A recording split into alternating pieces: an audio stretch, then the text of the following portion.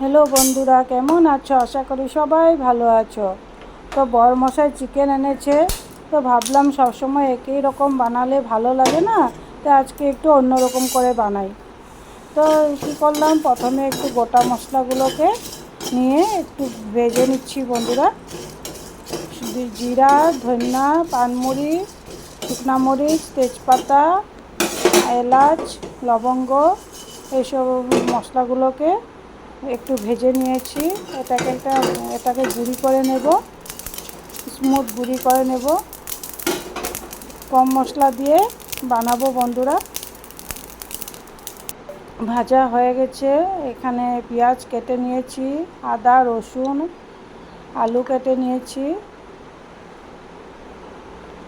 চিকেনটাকে ভালো করে ধুয়ে নিয়েছি বন্ধুরা। এখন এই মশলাটাকে একটা স্মুথ পেস্ট বানিয়ে নেব, আদা রসুনটাকে। আর পেঁয়াজটা দেবো না বন্ধুরা, পেঁয়াজটা ভেজে বানাবো আজকে। তো কড়াই বসিয়ে দিয়েছি, তেলও গরম হয়ে গেছে।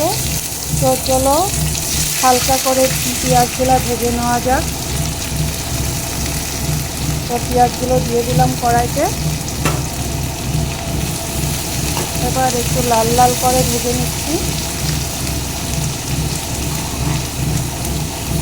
কখনো কখনো পেঁয়াজ পেস্ট করেও বানাই আমি, তো আজকে ভাবলাম ভেজেই বানাই।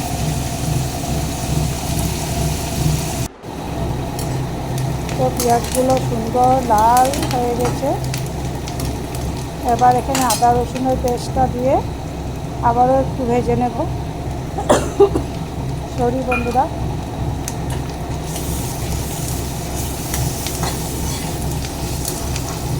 আদা রসুনটা পেস্ট দিয়ে এবার আবারও একটু নাড়াচাড়া করে নিচ্ছি, যাতে আদা রসুনের কাঁচা গন্ধটা চলে যায়।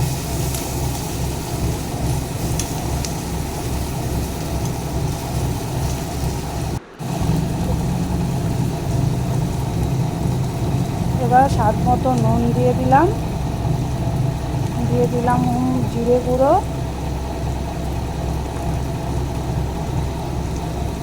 ধনে গুঁড়ো, তারপরে কাশ্মীরি লঙ্কা গুঁড়ো, তারপরে হলুদ গুঁড়ো।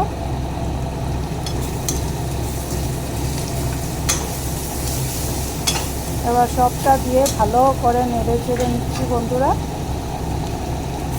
এবার একটু জল দিয়ে মশলাটাকে ভালো করে কষিয়ে নেব।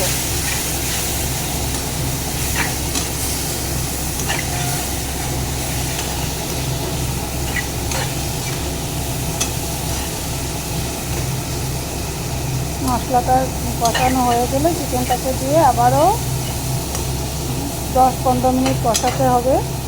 চলো, মশলা আমার কষানো হয়ে গেছে, এবার চিকেনটাকে দিয়ে দিচ্ছি।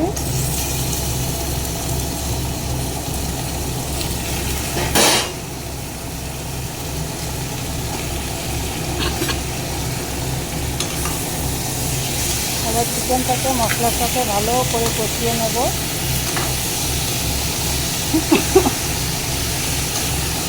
বন্ধুরা, কী যে একটা কাশি হয়েছে না, কাশিটা কমেই না। 2টা ফাইল খেয়ে নিয়েছি, কাশি আর কমছে না। চলো এবার ভালো করে মশলাটাকে দিয়ে চিকেনটাকে কষিয়ে নিচ্ছি। দেখো কত সুন্দর হয়েছে না বন্ধুরা কষানোটা।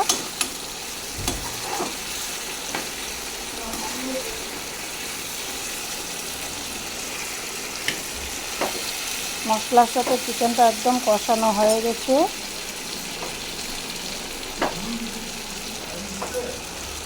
এবার জল দিয়ে ঢাকা চাপা দিয়ে বানিয়ে নেব 10-15 মিনিট রান্না করব বন্ধুরা।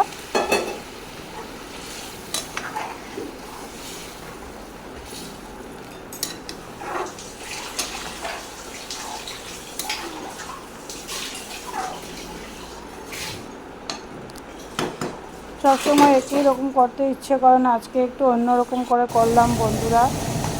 জানি না তোমাদের কেমন লাগবে। এই যে মশলাটা ভেজে রেখেছিলাম, সেই মশলাটা 2 চামচ দিয়ে দিলাম। এবার চিকেনের স্বাদটা দারুণ হবে বন্ধুরা।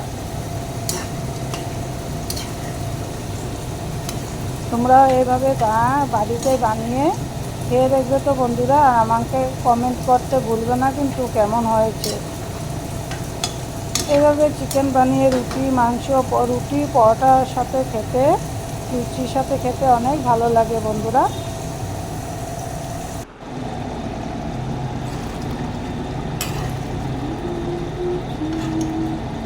তোমাদের কেমন লেগেছে বন্ধুরা? যদি তোমাদের ভালো লেগেছে তাহলে কমেন্টে অবশ্যই জানাবে কিন্তু, যে ভালো হয়েছে, ভালো লেগেছে, কিছু একটা কমেন্ট করে জানিও। আলুও সিদ্ধ হয়ে গেছে, একদম শর্টকাট বানিয়ে নিয়েছি বন্ধুরা, বেশি সময় লাগেনি, 10-15-20 মিনিটে হয়ে গেছে চিকেনটা মোটামুটি।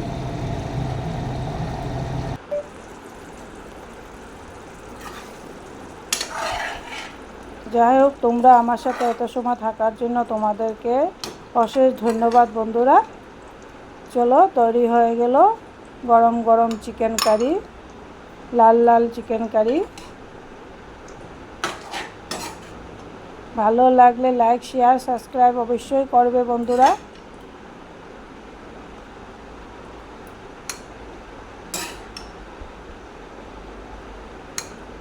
আর সবসময় ভালো থেকো, সুস্থ থেকো।